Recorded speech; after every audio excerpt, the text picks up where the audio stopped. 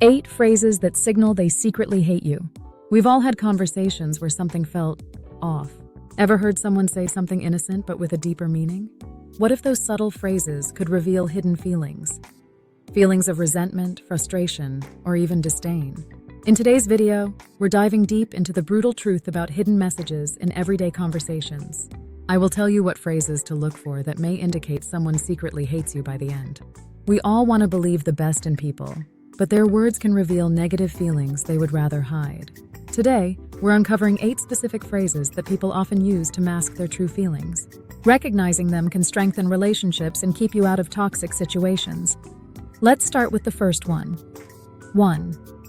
That is simply your viewpoint. People often say this to make fun of someone's feelings or thoughts, implying that what they have to say does not really matter. It's a subtle way of shutting down any meaningful dialogue. Imagine telling a friend about a problem in your relationship and getting the response, "Well, that is just your point of view." It sounds innocent, right? But what they're really doing is invalidating your concern. This can be a subtle form of disrespect. They ignore what you have to say, which makes it seem like your point of view does not matter.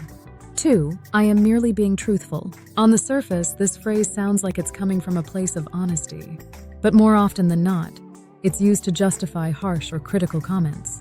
Example: a coworker might say, "I'm just being truthful," right after commenting on your appearance that stings.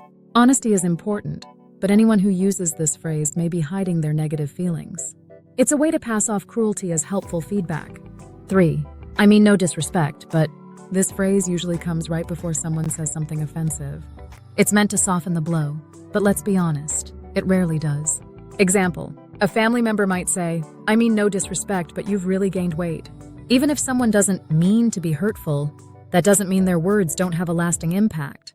They often say this to avoid being called out on their offensiveness. 4. If it were up to me. This is a subtle way to suggest superiority or judgment. It implies that the person knows better and that your decisions or opinions are inferior. If you tell a friend about a choice you made, they might say, "If it were up to me, I would have done it differently." This phrase can chip away at your confidence, making you feel like your choices are somehow flawed. It's a passive way of putting you down. 5. Anything that you say. This phrase may seem harmless, but it's a dismissive way to end a conversation. It signals that the person has stopped listening and doesn't care about what you're saying. Example: you try to discuss a concern with your partner and they respond with, "Anything that you say." End of discussion. It's a clear sign of disinterest and a lack of respect. When someone uses this phrase, they're shutting the door on meaningful communication. 6. I am out of time for this. This is often used as an excuse to avoid dealing with a difficult conversation or problem. It's a way of saying, "I don't care enough to keep talking about this." Example: a colleague refuses to discuss a project issue with you, saying, "I'm out of time for this."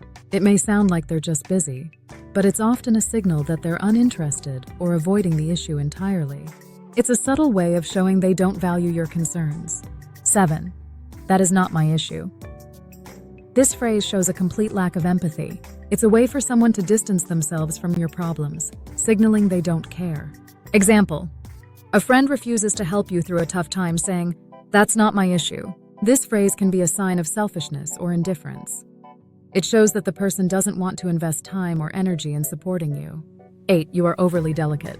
This phrase is often used to invalidate someone's feelings, implying they're overreacting or too sensitive.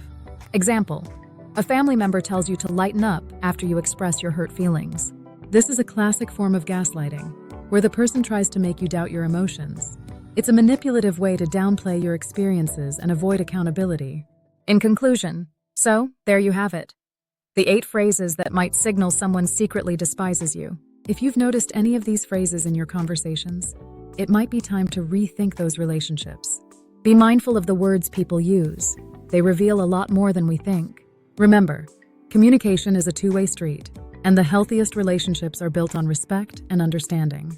Let's all strive to be more mindful of our words and the hidden messages they might carry. Thanks for watching, and don't forget to like, subscribe, and share with someone who might need this.